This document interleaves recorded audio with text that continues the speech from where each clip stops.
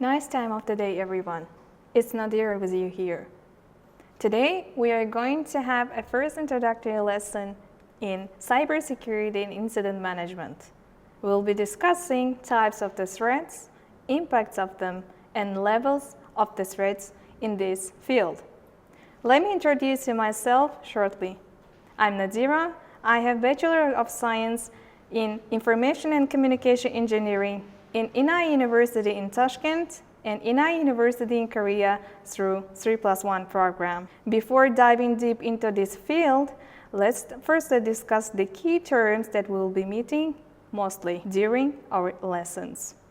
Firstly, let's understand what the cybersecurity actually means. As the name implies, security is the action that we take to protect some data, subjects, or object. What cyber is? Cyber is used towards the characteristics that resembles the computer system. The computer system, however, can be laptop, tablet, or even phones. Also, you will be meeting unauthorized or authorized access key terms during the lessons. What does they mean? Authorized access is the type of the access when a person or software is supposed to have, while unauthorized access type is when they do not have to have access to some type of the credential or sensitive data. So let's get started with the types of the threats in cybersecurity. There are two types of the threats in this field. So the first type is internal threat.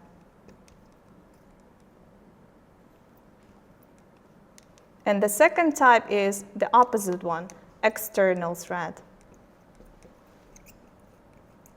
As names implies, the internal threat is something that happens from inside of the organization, while external means the threat that's coming from the outside sources.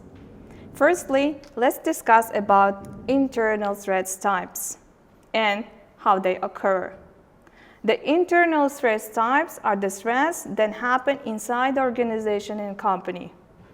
The first case is, for example, when an employee is unhappy with the workplace for some reason and wants to damage or disclose the data or an equipment, is a form of the revenge. If you leave them or just ignore them by negligence, then this person may harm sensitive and confidential data.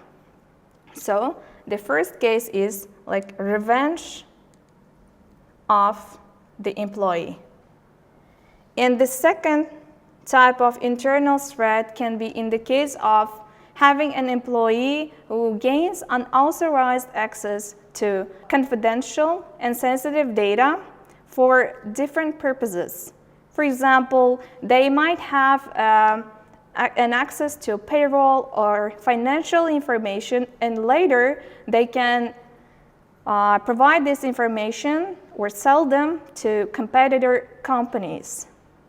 Lacking security protections toward this kind of cases may cost a lot for companies. If you have knowledge or experience in database, you might understand that many types of the data are held in tables.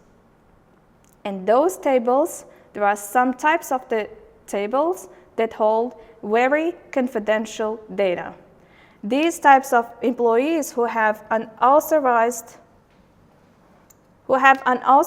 access to confidential data, they might drop or just delete the whole table, and the company might not even know that before they understand they lost the data.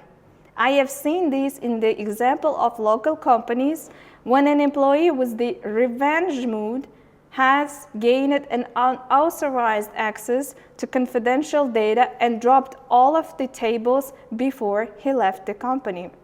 And that company, as an experience, that later started to hold the copy of the data. That was not me, by the way. And the next type of the internal thread is when the companies have weak protection or ignorant look to the access of the rooms where equipments are kept, and those equipments can be disposed, to be stolen or broken. Simple actions to protect those kind of fields, like just locking the doors or restricting the access of certain employees, may cost a company in the form of internal threat. So far, we have discussed intentional internal threats, but sometimes it happens that the threats, those which are internal, happens unintentionally. One case is when an employee is weakly trained in IT field and may cause an external or may introduce the company to an external threat by opening unauthorized websites or emails from unauthorized sources. Another type is when employees are not very attentive to what kind of data is being sent to other sources. For example, a naive experience to this would be an employee forwarding the email which has sensitive or confidential data to the source which is not supposed to have access to this information, because the employee didn't want to rewrite all of the texts and send them. And he or she did not just realize the sensitive data was attached to that email, and simply the data is outside now. For example, in some companies, the actual price of the products are kept as a secret. And those kind of documents which hold confidential data of the actual prices may be forwarded to outside sources. Internal threats happens here. I'm not writing all of them by words, but I believe you understand them. Sometimes we have to restrict or control the access of not only employees, but also the visitors to a certain company or organization's area.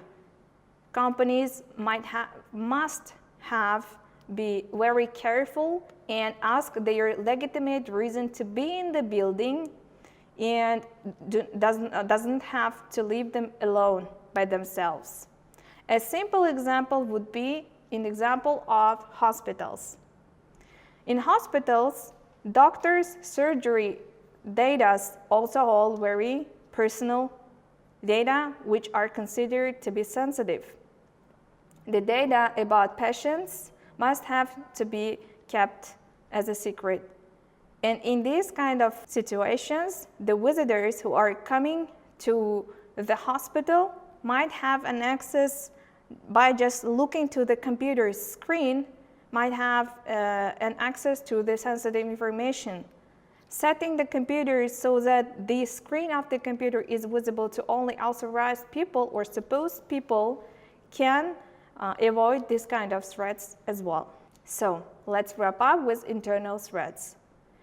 Internal threats happens through sabotage and negligence of the staff, but sometimes they might happen as a result of uncontrollable sources or forces like flood, fire, or earthquakes.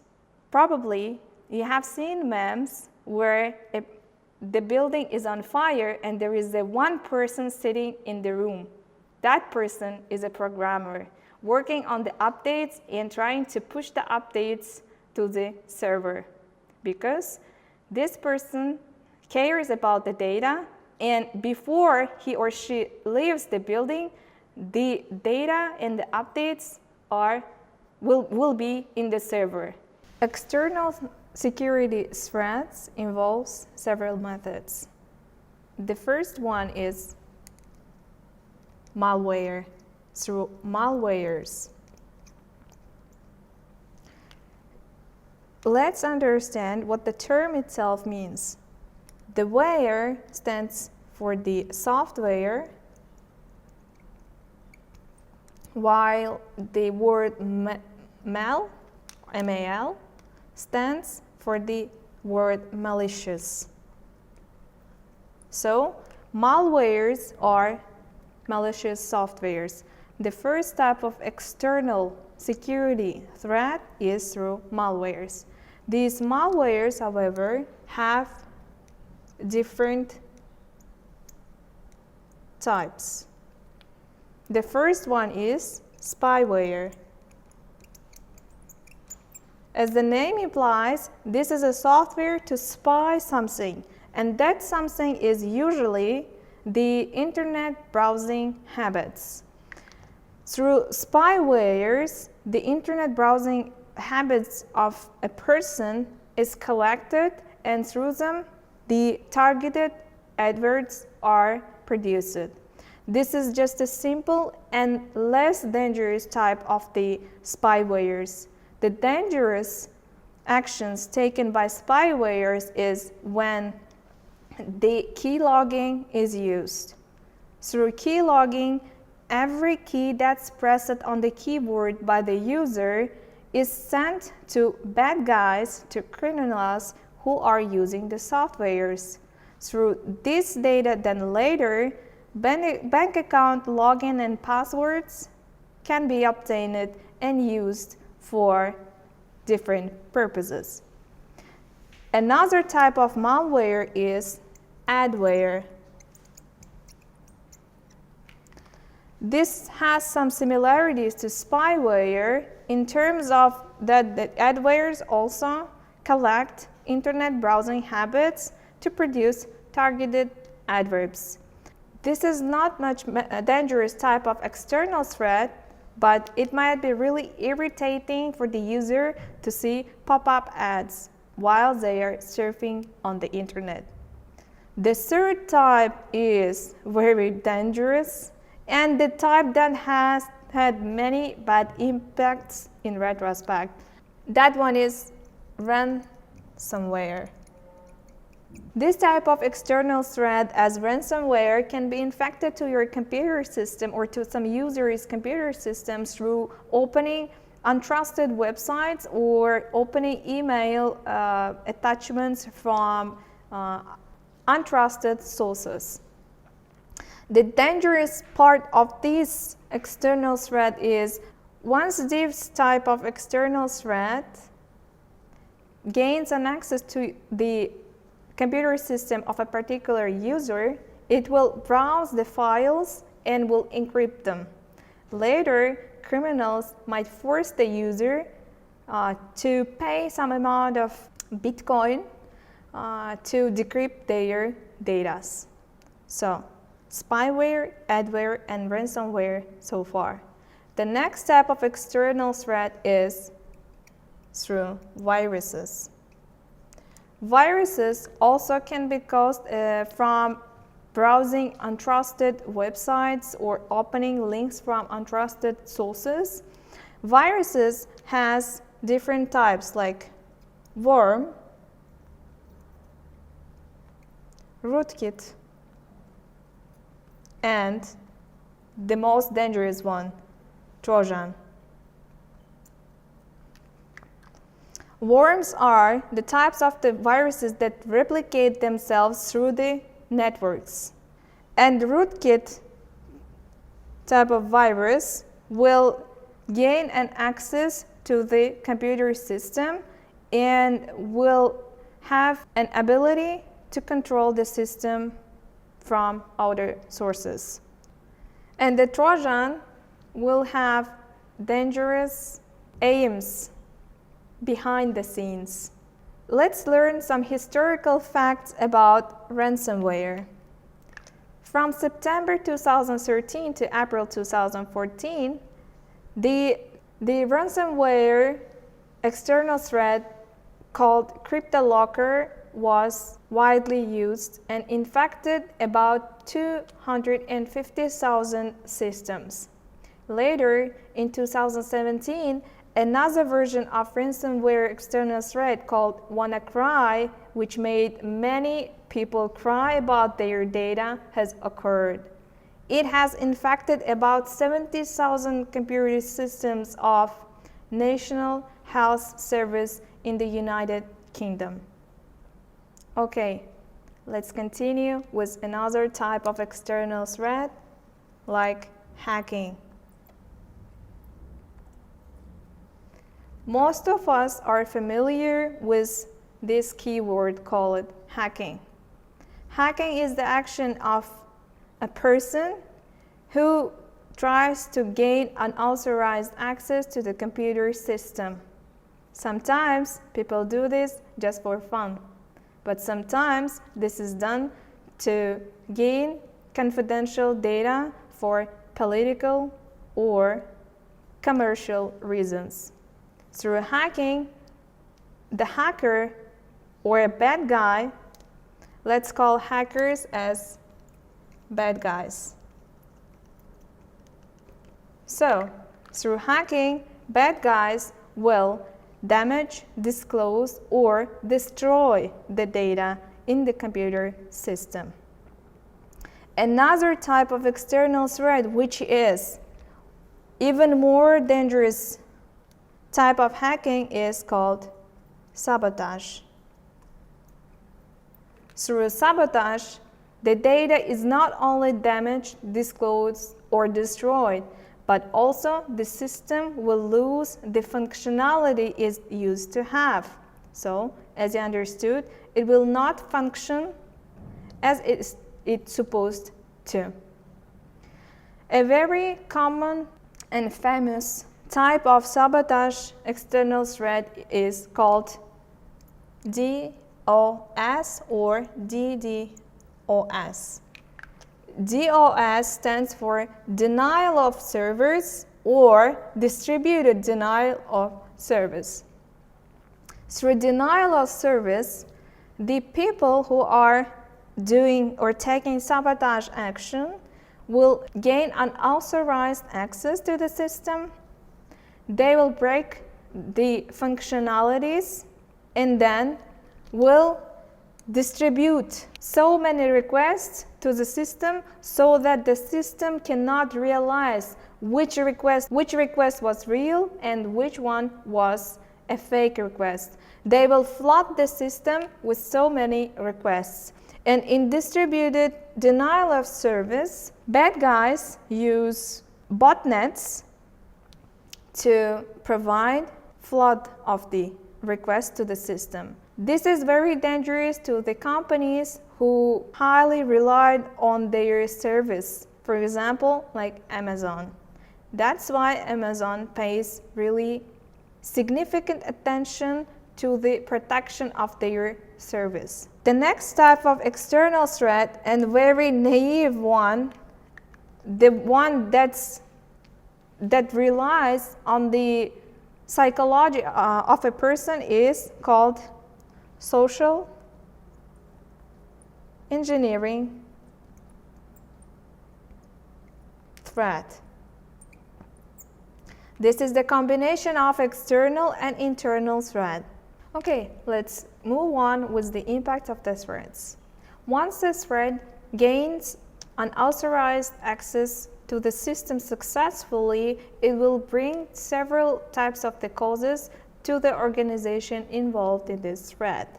Those causes will bring several losses. Those are opportunity losses, financial loss, reputational loss, intellectual property loss. Let's discuss them in more detail. Opportunity loss is the type of the loss which we discuss through sabotage. The company or the organization will lose the functionality of their service and they are no more able to provide their service, or they no more have an opportunity to continue their business. Financial loss is connected to the opportunity loss. Once the company does not have an opportunity to provide service, for sure they will have a financial loss as they are not serving their clients. For example, airline and train companies by law are required to pay a compensation to a customer in case a delay occurred. So this is also a financial loss that's caused by the threats to a company. Also, there is a reputational loss, which is a very significant loss to a company and its brand. When the company cannot provide a service to their customers, and when the customers know that their service is not trusted as it's not protected well, they will lose their clients, and so they will lose their reputation. Also, top employees may be unwilling to work to these companies. Intellectual property loss is connected to intellectual properties. The intellectual properties are the properties that are connected to the artistic work, musical work, or some written works. These were the impacts of the threats that were brought to the company that was involved in it. Also, there are certain levels of the threats that's caused to the company, but the measurement of these causes are individual. Cybersecurity change over time, and we cannot guarantee which types of the threats occur inside the organization or outside of it. We can only try to secure our systems. It was Nadira with you with types of the threats, impacts of the threats, and levels of them. Now, I want you to think which kind of threat you would meet and how you would overcome it. All the best. See you.